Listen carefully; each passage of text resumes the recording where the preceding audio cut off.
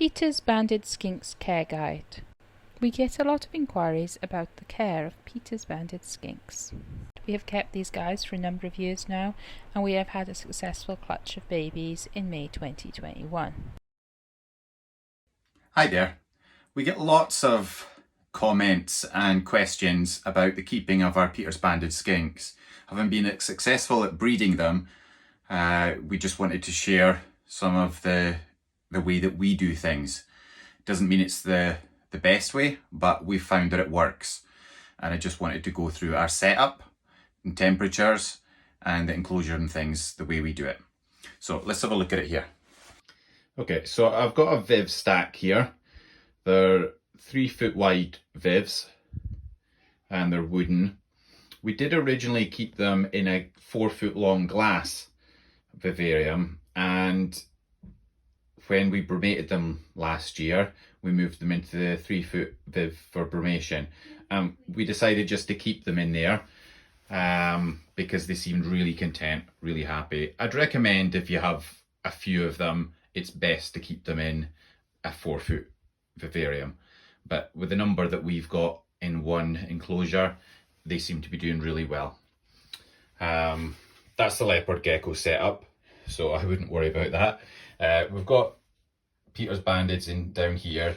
They're new ones that we just got this week, so they're settling in, and I'll change it to just sand in a few days. But if we look at this is the main enclosure that I've got for the Peter's banded skinks, and they're really happy, really content in this. So if we just look inside initially, just looking at this here, I've got a bit of PVC that I've tucked in at the front here, and that's because it's just pure play sand that I've got inside for them to dig through. It's really easy for them to dig through this and to be able to do what they want to do.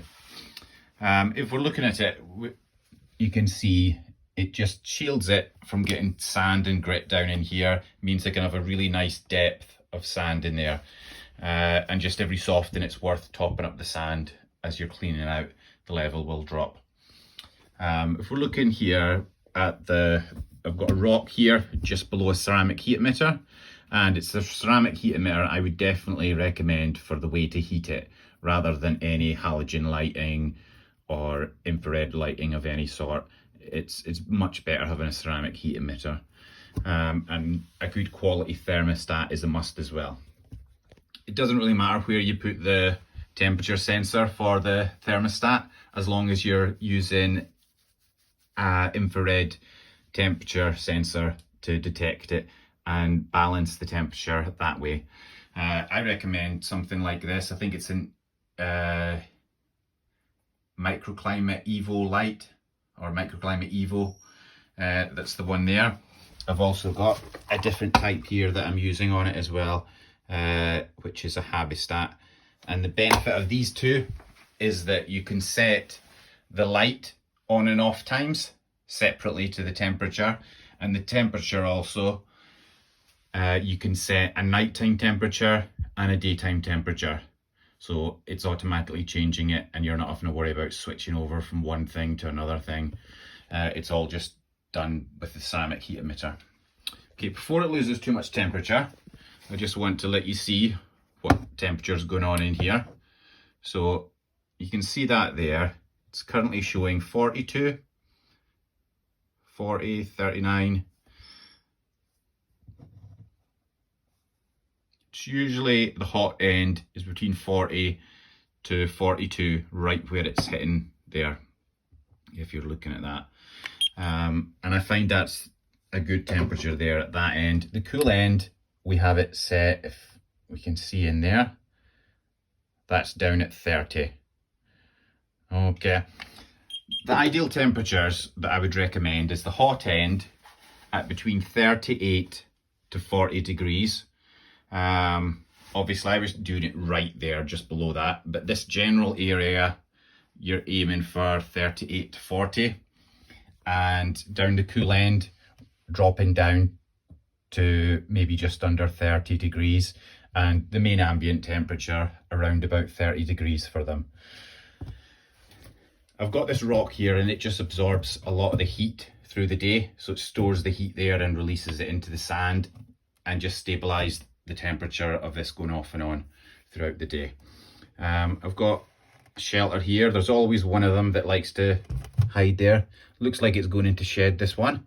Should shed in the next couple of days looking at it. I've got a patch where I pour water as well. So this patch here is wet sand, and they do seem to like that, especially when they're going in shed. They'll dig through the one patch that I keep wet.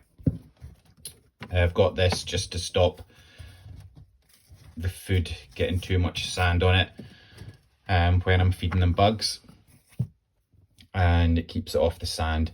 But as soon as you put in food, they'll come out. They can hear it on the sand, they can hear it going, the noise traveling through the sand, and they'll come out and eat really well, whether it's in the middle of the day or at night. With them being nocturnal, they tend to be active at night, but as you can see, they're out just now, and it's just got dark outside here just now, and the lights will be going off on this soon and the temperature's dropping. I've got another one here. You can see that there's let's just lift that. See the other one under there? And I've got 3 in here, 1 male and 2 females. They can climb really well, and I find putting the water up here keeps the water nice and clean for them, and they can climb up it no bother to get a drink there from that. You'll notice that there's no decoration in here. It's really simple, just the 2 hides. There's the rock there, the food bowl and the water bowl, and a moist spot there in the corner. But we tried it with different plants and things in, and found that they're much happier just having it really basic, really simple looking. So that's what we went with. We also, as a point to make, is that we have had a moist box in there, a box for laying as well, and found it's best just to keep it like this, and just to sift through the sand to check for eggs every so often is the best idea. That seems to be what they preferred. They didn't use a moist hide at all, so just having this here is the best bet. So it's wet all the way through the sand there, and I just keep it like that in that one spot for them. So yeah, the important things are keeping a nice depth of sand so that they can really dig about amongst this. You know, it's nice and deep sand there for them to have a nice dig. They'll dig under and they'll slide along underneath the sand from one side to the other without even coming up sometimes, just as they're balancing their temperature to what's good for them. But yeah, there we go. But again, just repeating that the temperatures, you have basic ambient temperature and down the cool end of 30 degrees, and just a little bit lower than that right at the cold end amongst the sand. It's cooler down in there into the sand. And up at the hot end, it's between 38 and 40. But it's giving out heat just now. And when I read it, it was just about 42 right at the hot spot there.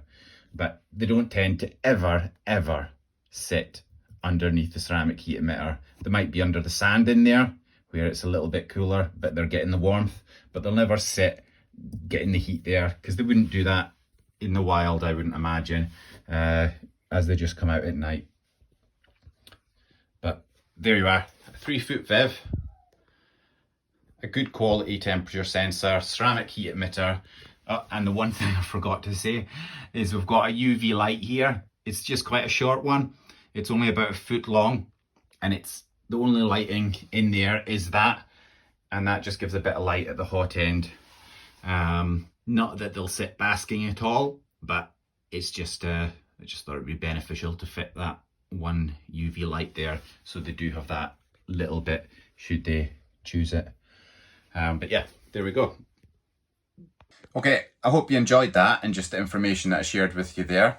And obviously, if you have any more questions or anything, post them. Hopefully we'll get back to you and have an answer for you. But that's the way we keep ours. and it seems to work well.